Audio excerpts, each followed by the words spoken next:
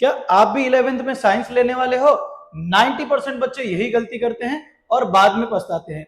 10th के बाद कौन सा सब्जेक्ट लूं, पीसीएम, पीसीबी या फिर पीसीएमबी? तो बच्चों, आज मैं आपको इस वीडियो में आसान भाषा में समझाऊंगा कि आपको 11th साइंस में कौन से सब्जेक्ट लेने चाहिए। साइंस स्ट्रीम में 3 मेन ऑप्शन होते हैं। सबसे पहला पीसीएम, सेकंड है पीसीबी और थर्ड वन इज पीसीएमबी। सबसे पहले समझते हैं फर्स्ट ऑप्शन को, पीसीएम को।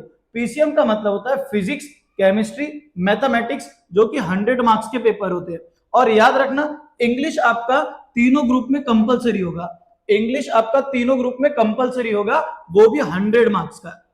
पीसीएम ग्रुप किन के लिए बेस्ट होता है? तो पीसीएम ग्रुप उनके लिए बेस्ट होता है जो engineering, architecture, merchant navy, defence, data science, cyber security या फिर एस्ट्रोनॉमी का कोर्स करना चाहते हैं। सेकेंड ऑप्शन है हमारे पास पीसीबी। पीसीबी का मतलब होता है फिजिक्स, केमिस्ट्री, बायोलॉजी, इंग्लिश। यहां पर दोस्तों पूरा खेल होता है बायोलॉजी का। और ये ऑप्शन किनको सिलेक्ट करना चाहिए? तो ये ऑप्शन उन्हें सिलेक्ट करना चाहिए जो doctor, nurse, pharma, medical, dietitian, physiotherapist और साइकेट्रिस्ट बनना चाहते हैं, उनके लिए ये ऑप्शन सबसे बेस्ट होता है। थर्ड ग्रुप दोस्तों पीसीएमबी का होता है, यानी कि जो बच्चे कंफ्यूज होते हैं कि उन्हें मेडिकल में जाना है या फिर इंजीनियरिंग में, ऐसे बच्चों के लिए ग्रुप बनता है पीसीएमबी का। यहां पर आपको फिजिक्स, केमिस्ट्री के साथ साथ मैथमेटिक्स और बायोलॉजी का भी लोड ज्यादा आ जाता है, यानी कि एक सब्जेक्ट का प्रेशर ज्यादा। इसके लिए आप पहले ही क्लियर रखो कि आपको इंजीनियरिंग फील्ड में जाना है या मेडिकल फील्ड में। अगर आप कंफ्यूज हो तो आप पीसीएमबी ले सकते हो।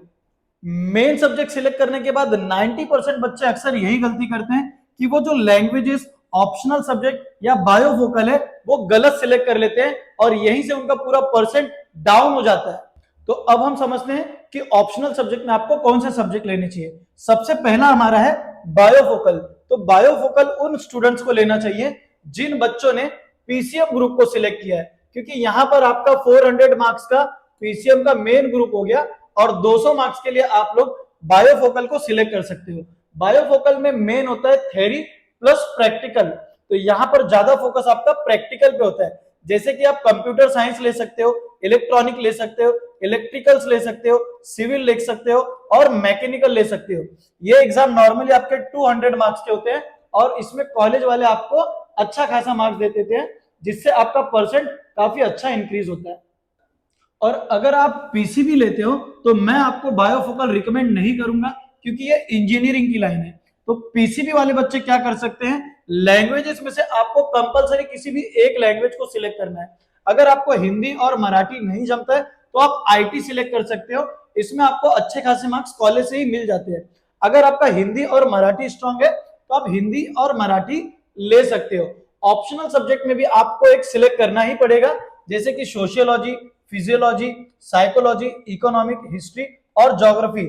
इन सब्जेक्ट में से भी आप एक सिलेक्ट कर सकते हो। अब डिपेंड करता है कि आपके कॉलेज में कौन सा सब्जेक्ट अवेलेबल है।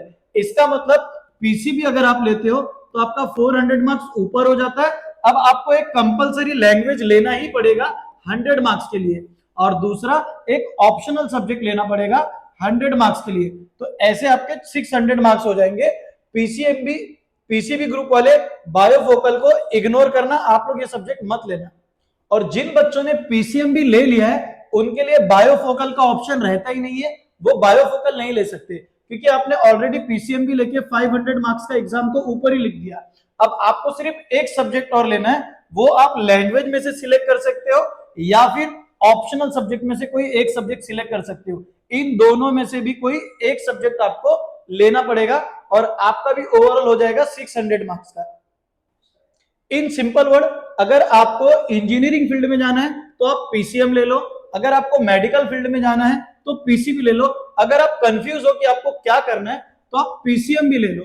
दोस्तों, अगर आपको ये वीडियो इंफॉर्मेटिव लगी तो अपने 10th पास आउट दोस्तों में इस वीडियो को शेयर कर दो। Thank you.